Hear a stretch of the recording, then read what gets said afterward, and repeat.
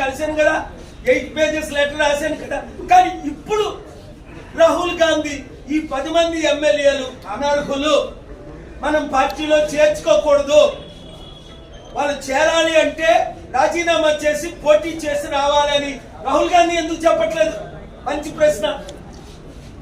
ఆయనకి నీతి నిజాయితీ ఉంటే ఇదే రుజువు. ఇప్పుడున్న పార్టీల్లో నీతి నిజాయితీ లేదు. ఈ కుటుంబ కుల పాలనలు కంటిన్యూ అవుతున్నాయి. డబ్బు సంపాదించుకోవడం, 7 లక్షల కోట్లు దాచుకోవడం, ఖర్చు పెట్టడం, ఇదే అజెండా. ఇంకొక అజెండా లేదు. ప్రతి పార్టీలో మనం చూస్తుంటే వాడెంత దోచుకున్నాడు, నేనెంత, మళ్ళీ ఎలక్షన్కి నేనెంత. వీడియోలు మీడియా చక్కలు లీక్ చేస్తున్నాయి కదా మాటలు.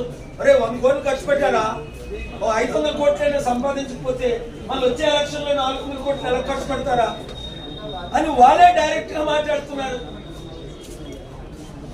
ఒక ఆయన చెప్పారు కదా ఆల్రెడీ, ఆర్బీఐ రిటైర్డ్ గవర్నర్, మీ ఎమ్మెల్యేలకు చెప్పండి వాళ్ళని లంచాలు తీసుకోవద్దని. ఎవరు తీసుకోవట్లేదు? యూనియన్లు తీసుకుంటున్నారు, ఎమ్మెల్యేలు తీసుకుంటున్నారు, ఎంపీలు తీసుకుంటున్నారు, ముఖ్యమంత్రులు తీసుకుంటున్నారు. ఇవన్నీ దోచుకొని దేశమంతా రాజకీయాలకు పంచుతున్నారు. వినండి, ఇప్పటికైనా గమనించండి. వింటున్న ప్రతి ఒక్కరు మీరు అయ్యో ఈ మారవు అనకండి. నేను ఎందుకు ఫైట్ చేస్తున్నాను? మారవు అన్న రోజును వాళ్ళు మారరు. మారుతాం, మనం పోటీ ఇద్దాం, మనం ఫైట్ చేద్దాం.